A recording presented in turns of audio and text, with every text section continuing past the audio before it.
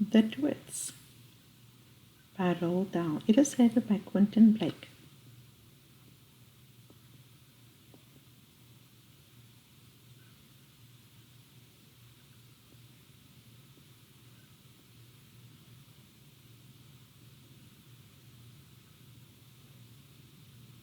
Hairy faces. What a lot of hairy-faced men there are around nowadays. When a man grows hair all over his face, it is impossible to tell what he really looks like. Perhaps that's why he does it. He'd rather you didn't know. When there's a problem, the problem of washing. When the very hairy ones wash their faces, it must be a job, as big a job as when you and I wash the hair on our heads. So what I want to know is this. How often do all these hairy-faced men wash their faces? Is it only once a week, like us? On Sunday nights? And do they shampoo it? Do they use a hair dryer? Do they rub hair tonic on it? Tonic in to stop their faces from going bald? Do they go to a barber to have their hairy faces cut and trimmed?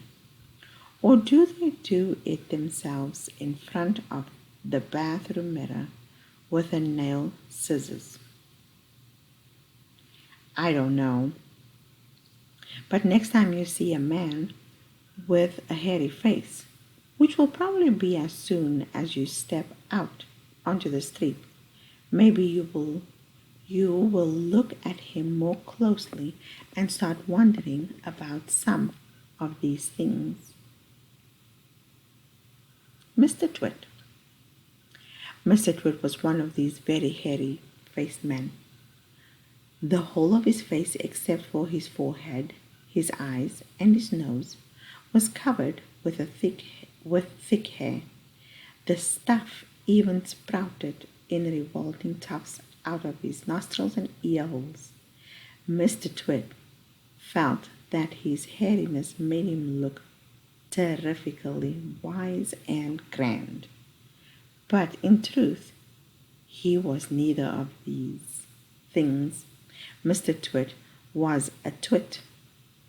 He was born a twit. And now at the age of 60, he was a bigger twit than ever. The hair on Mr. Twit's face didn't grow smooth and matted as it does on most hairy-faced men. It grew in spikes that stuck out straight like the bristles of a nail brush. And how often did Mr. Twit wash his bristly, nail brushy face of his? The answer is never. Not even on Sundays. He hadn't washed it for years. Dirty beards. As you know, an ordinary unhairy face like yours and mine simply gets a bit smudgy if it is not washed often enough. And there's nothing so awful about it. But a hairy face is a very different matter. Things cling to hair, especially food. Things like gravy go right in among the hairs and stay there. You and I can wipe our smooth faces with a face cloth and we quickly look more or less all right again. But the hairy men cannot do that. We can also, if we are careful, eat our meals without spreading food all over our faces. But not so the hairy man. Watch carefully next time you see a hairy man eating his lunch, and you will notice that even if he opens his mouth very wide. It is impossible for him to get a spoonful of beef stew or ice cream and chocolate sauce into it without leaving some of it on the hairs. Mr. Twit didn't even bother to open his mouth wide when he ate. As a result, and because he never washed, there were always hundreds of bits of old breakfasts and lunches and suppers sticking to the hairs around his face. They weren't big bits, mind you, because he used to wipe those off with the back of his hand or on his sleeve while he was eating. But if you look closely, not that you ever want to, you would see tiny little specks of dried up scrambled eggs stuck to the hairs and spinach and tomato ketchup and fish sticks and minced chicken livers and all the other disgusting things Mr. Twit liked to eat.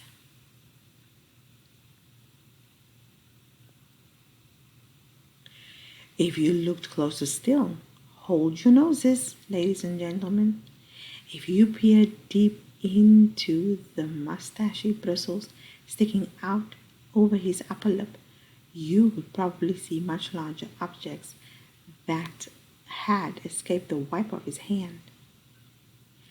Things that had been there for months and months, like a piece of maggoty green cheese or a moldy old cornflake, or even the slimy tail of a tin sardine.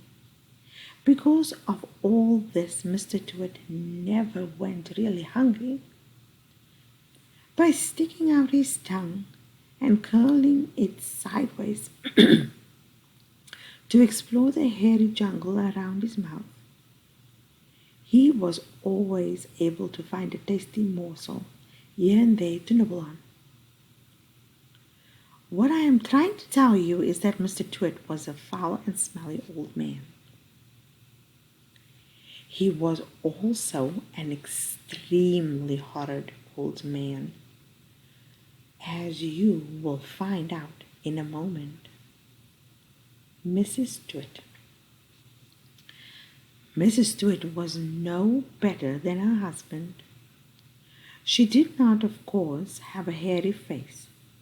It was a pity she didn't, because that, at any rate, would have hidden some of her fearful ugliness. Take a look.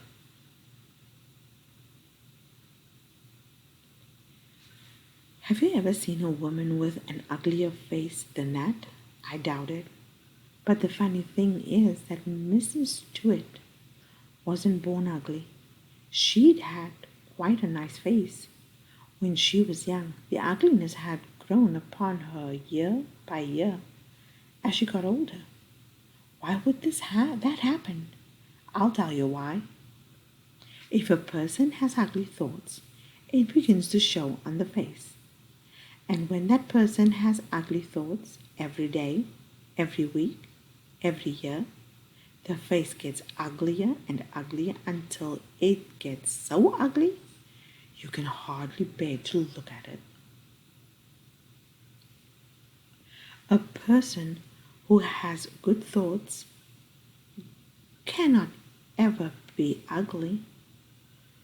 You can have a wonky nose and a crooked mouth and a double chin and stick out teeth, but if you have good thoughts, they will shine out of your face like sunbeams, and you will always look lovely.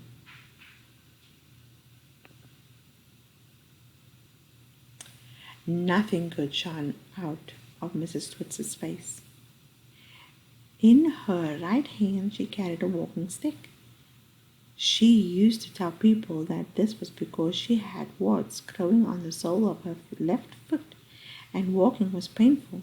But the real reason she carried the stick was so that she could hit things with it, things like dogs and cats and small children.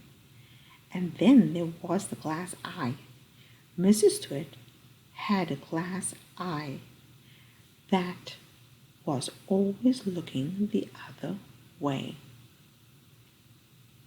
We will stop here and we will continue to the next chapter in a few.